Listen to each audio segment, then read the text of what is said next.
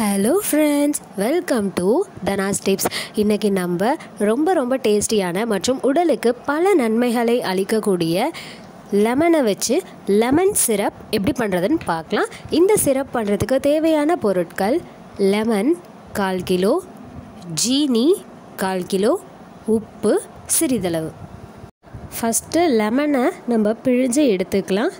1/4 kilo lemon பார்த்திங்கன்னா எனக்கு 1 cup lemon juice கிடச்சிருக்கு.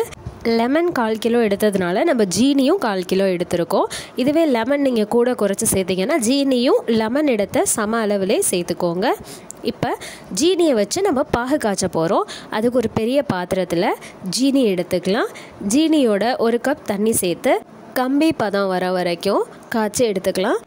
இந்த கம்பி பதம் பார்த்திங்கன்னா குலோப்ஜானுக்கு நம்ம காய்ச்சிற பாகை விட கொஞ்சம் திக்காக இருக்கணும், ரொம்ப கெட்டியாக இருக்கணுங்கிற அவசியம் இல்லை. இந்த லெமன் சிரப் எதுக்காக அப்படின்னு பார்த்திங்கன்னா, ஒரு தடவையும் நம்ம லெமனை பிழிஞ்சு ஜூஸ் போடணும்னு அவசியம் கிடையாது. இந்த மாதிரி ஒரு லெமன் சிரப்பாக நம்ம ரெடி பண்ணி வச்சிட்டோம் அப்படின்னா நம்ம இன்ஸ்டண்ட்டாக இது கூட தண்ணி கலந்து அப்படியே நம்ம டைரெக்டாக ட்ரிங்க் பண்ணிக்கலாம். நமக்கு டைம் சேவ் ஆகும். லெமன் ஜூஸ் பார்த்திங்கன்னா நம்மளோட நோய் எதிர்ப்பு சக்தியை அதிகரித்து இதய நோயோட அபாயத்தையும் குறைக்கும். சிறுநீரக கற்கள் வராமல் தடுக்கும். எலுமிச்சையில் விட்டமின் சி சத்து இருக்குது. இப்போ நமக்கு பாகு தயாராகிடுச்சு. பாகு பார்த்திங்கன்னா நல்லா கலர் சேஞ்ச் ஆகி நமக்கு கொஞ்சம் கோல்டன் கலரில் கிடச்சிருக்கு. இப்போ இதில் நம்ம பிழிஞ்சு வச்ச லெமன் ஜூஸை சேர்த்துட்டு அது கூட 1 ஸ்பூன் உப்பு சேர்த்துக்கலாம். நம்ம உப்பு சேர்க்கும்போது லெமனோட ஸ்வீட்னஸ் நமக்கு அதிகமாக தெரியும்.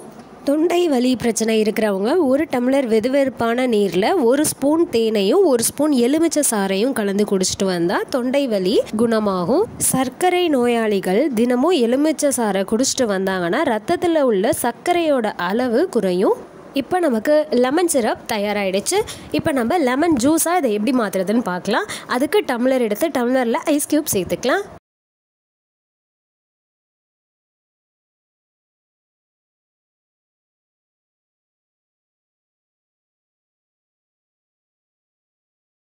இதில் கொஞ்சமாக லெமன் சிரப் ஆட் பண்ணிக்கலாம்.